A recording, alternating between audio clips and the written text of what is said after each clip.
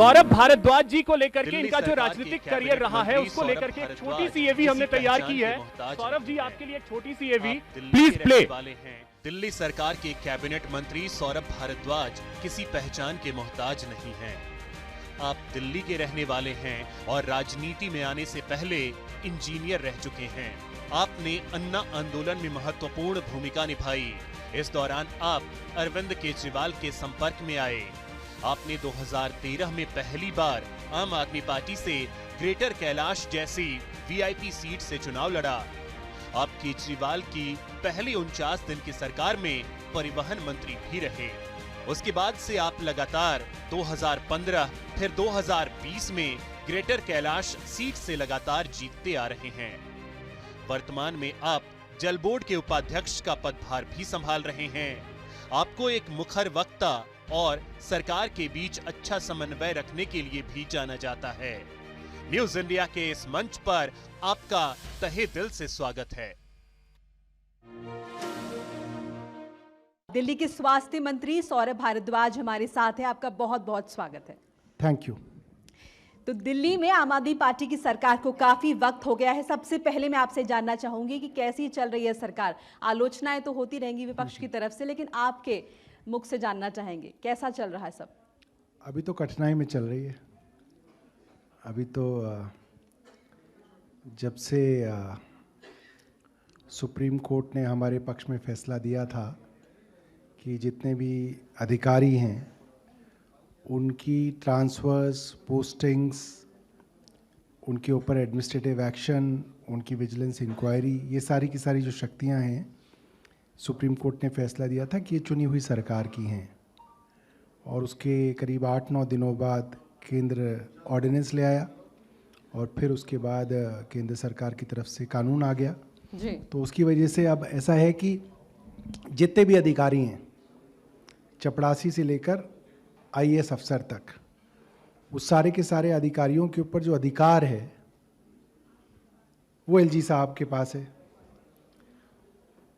तो वो काम करें ना करें, हमारा उनके ऊपर कोई अधिकार नहीं है। हम उनको सिर्फ एक एनजीओ की तरह कह सकते हैं कि भाई ये कर लो, ये अच्छा काम है, ये कर लो, एक अच्छा काम है, ये कर लो, अच्छा काम है। वो करें ना करें, हम उनके ऊपर कोई, ना तो उनको हम ट्रांसफ़र कर सकते हैं, ना हम उनको कोई उनके ऊपर एडमिनिस्ट्रेटिव एक्शन ले सकते हैं, ना हम उनके ऊपर कोई इंक्वायरी कर सकते हैं। वो सब एलजी साहब कर सकते हैं।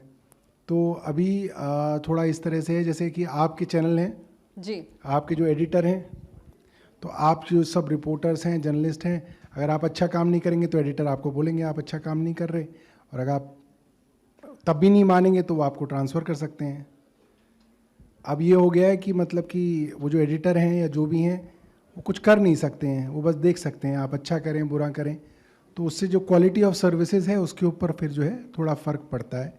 यानी आप मान रहे हैं कि क्वालिटी ऑफ सर्विसेज में जो है फर्क पड़ा है, जाहिर सी आप बात उस है। तरह से काम नहीं कर पा रहे हैं। जाहिर सी बात है, उसके अंदर फ़र्क पड़ता है। जी देखिए, 22 तारीख को जो है रामलला की प्राण प्रतिष्ठा हो रही है जी। बीजेपी तैयारियां कर ही रही है, बड़े पैमाने पर लोग भी उत्साहित हैं। और अब आम आदमी पार्टी जो है वो भी हर मंगलवार को पहले महीने के जो है पाठ करा रही है।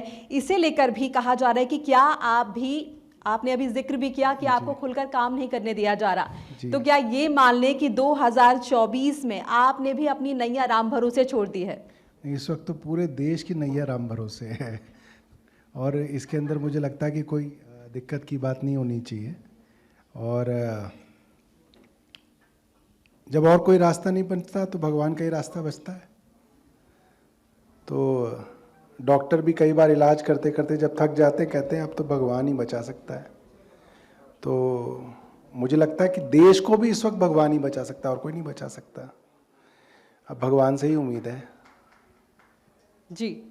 लेकिन अगर हम असउद्दीन ओवैसी साहब की बात करें तो उनका कहना है कि जिस तरह से आपने ये आयोजन कराया है, या फिर अगर आप कहें कि आप भी अब राम नाम में जो है रमते नजर आ रहे हैं, तो आप में और भारतीय जनता पार्टी और आरएसएस में कोई खास फर्क नहीं है।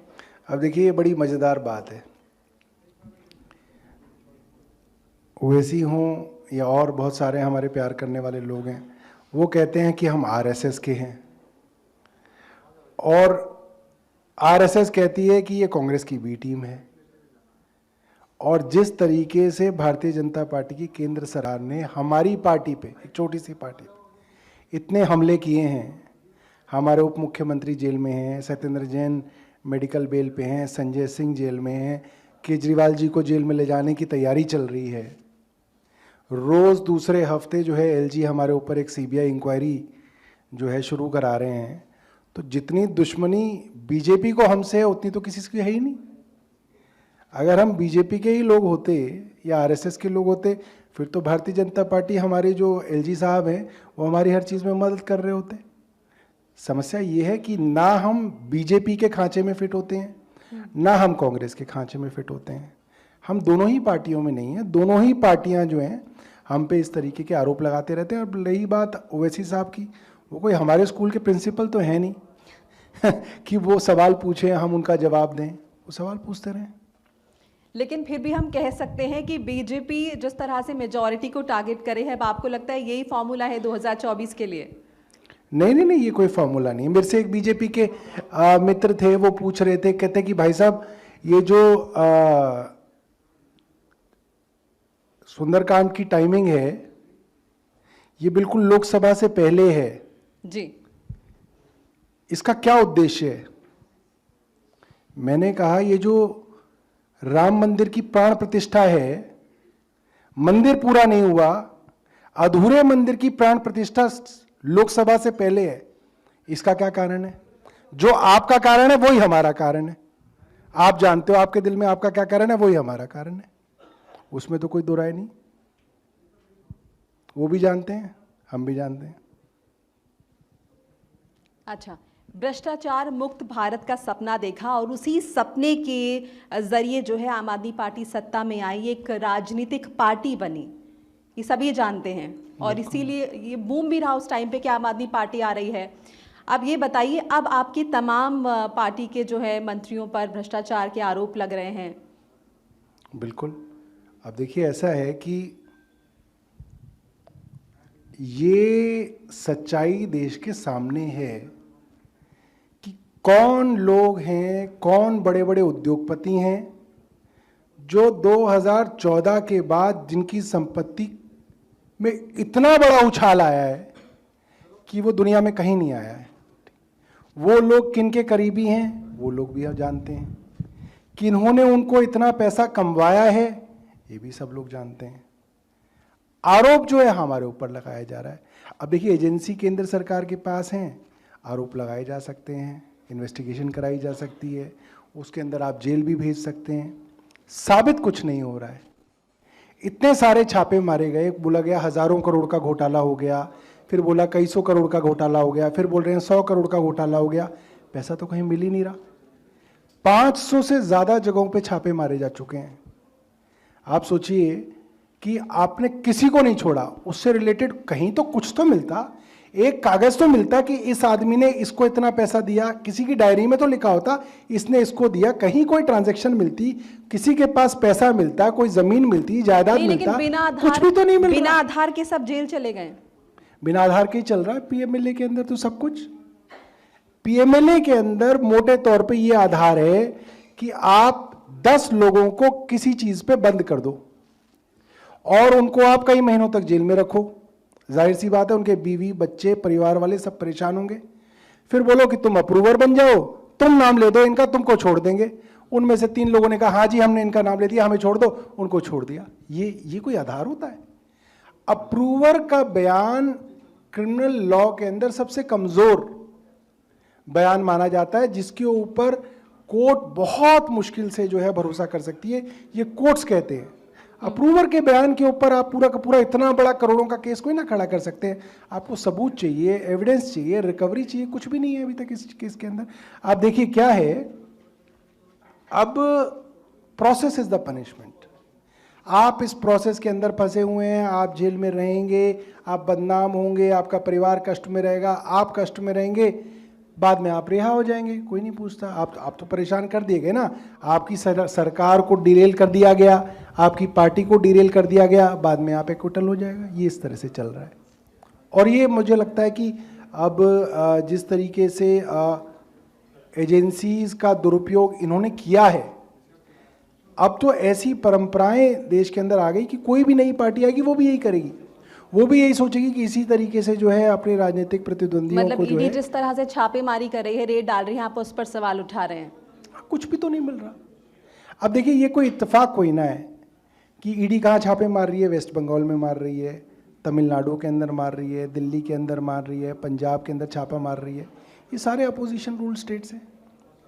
और मैं ये बात मान भी लूँ कि प्रधानमंत्री जी जो है भ्रष्टाचार के खिलाफ लड़ाई लड़ रहे हैं और प्रधानमंत्री जी ने कसम खाई है कि मैं भ्रष्टाचारियों को मिटा दूंगा, हो सकता है, मैं मान सकता हूँ ये बात।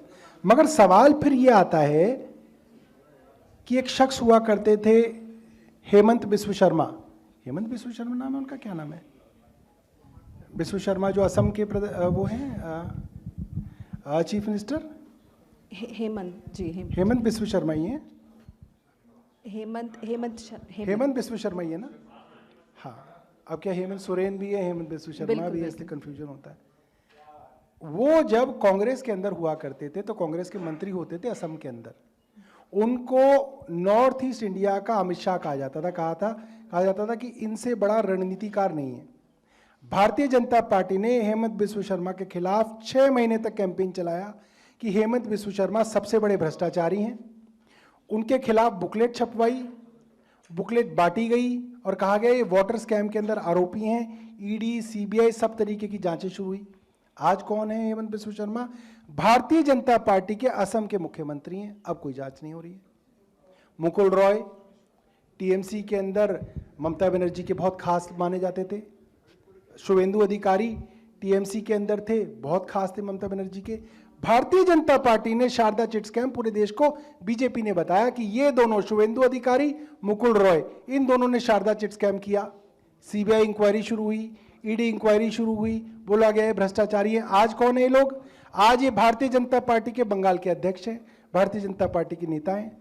नारायण राणे हो गए, अजीत पवार हो गए। अजीत पवार जी के बारे में तो प्रधानमंत्री जी ने खुद कहा कि उन्होंने हजारों करोड़ रुपए का घोटाला किया। देवेंद्र फडणवीस बोले अब अजीत पवार जेल में जाएंगे, जेल में चक्की पीसिंग। अब कहां है अजीत पवार? अब अजीत पवार भारतीय जनता पार्टी की सरकार के उप मुख्यमंत्री हैं। ऐसे बहुत सारे लोग हैं। तो कोई मान भी ले तो मैं ये बात कैसे मान लूं कि प्रधानमंत्री जी की लड़ाई जो है भ्रष्टाचार के खिलाफ है, क्योंकि उनके द्वारा भ्रष्टाचारी बताए गए लोग उनकी सरकारों में मुख्यमंत्री और उप मुख्यमंत्री बने हुए हैं। तो ये लड़ाई तो राजनीतिक है। अब इस राजनीतिक लड़ाई के अंदर हमको कुछ बलिदान देना पड़ रहा है तो हम दे रहे हैं। आप लोगों ने मोहल्ला क्लिनिक की शुरुआत की, लोगों ने बहुत तारीफ की, लेकिन उसके बाद ये दवाई घोटाला भी सामने आ गया। किरकिरी तो होगी ही। अब क्या घोटाला है? आप जाइए माइक लेके मोहल्ला क्लिनिक के अंदर जो लोग दिखा के आ रहे हैं उनसे पूछिए। हाँ, हमसे पूछिए ना।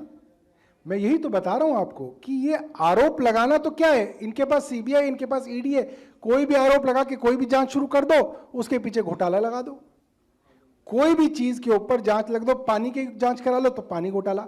यही भारतीय जनता पार्टी, आप तो पुरानी है यहाँ पे पत्रकारिता में, 2020 में जब दिल्ली में विधानसभा के चुनाव थे तो भारतीय जनता पार्टी क्या कह रही थी? दिल्ली का पानी जहरीला है, दिल्ली के पानी में जहर है। मैं पूछना चाहता हूं, 2020 में वो पानी जहरीला था? चुनाव भारतीय जनता पार्टी लड़ ली, हार ली, हमारी सरकार बन गई। कितनी भारतीय जनता पार्टी के नेता हैं जिन्होंने दिल्ली छोड़ दी है क्या कि नहीं भैया यहाँ तो पानी जहरीला, यहाँ तो मर जाएंगे? किसी ने छोड़ी? अब वही जहरीला पानी वो पी रहे हैं पिछले 5 साल से। अब ये कह रहे हैं दवा नकली है। भाई दवा नकली है तो कोई लोग भी तो कहेंगे। आप मोहल्ला क्लिनिक में भेजिए अपने लोगों को। लोग कह रहे हैं भाई हमें दवा से फायदा हो रहा है।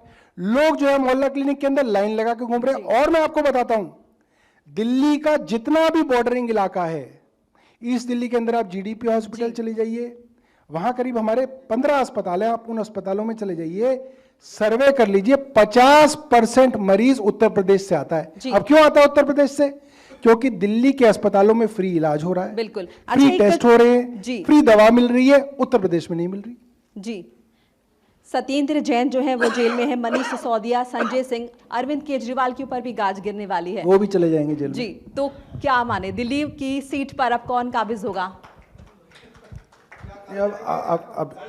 अब तो देखिए ऐसा है भाई, मेरे को इसकी जानकारी नहीं है। बेसिकली प्रधानमंत्री कार्यालय के अंदर जानकारी होगी कि किस दिन उनको अरेस्ट किया जा रहा है। जी जी, प्रधानमंत्री कार्यालय में जानकारी होगी कि किस दिन अरविंद केजरीवाल को गिरफ्तार करना है। जब चाहे वो कर सकते हैं, वो तो मालिक हैं इस वक्त देश के। जब चाहे किसी को भी, कोई भी आदमी जो है, चाहे वो मीडिया में हो, चाहे वो जुडिशरी में हो, चाहे वो किसी राजनीतिक दल के अंदर हो, जिस दिन केंद्र सरकार ने ठान लिया, और ये बात सारा बिजनेसमैन जानता है देश का, हर बिजनेसमैन जो है, आप उससे अकेले में पूछ लीजिए, वो कहता है भाई साहब बड़ा डर लगता है, तो किसी को भी अंदर डाल देंगे। ये जो कॉन्फिडेंस है ना भारतीय जनता पार्टी के कार्यकर्ता के अंदर, वो कहां से आ रहा है जी? वो यहीं से आ रहा है कि अरे इसकी तो ऐसी की तैसी हम कर देंगे, इसको जेल भेज देंगे। चलिए सौरभ जी, हम बहुत शुभकामनाएं आपको देना चाहेंगे आने वाले चुनावों के मद्देनजर भी, जिस तरह से दिल्ली की सरकार काम कर रही है जनता के हित के लिए, और भ्रष्टाचार विरोधी आपका जो नारा है वो आपकी मुहिम आगे भी चलती रहे। बहुत बहुत शुक्रिया यहाँ आने के लिए, हमें वक्त देने के लिए।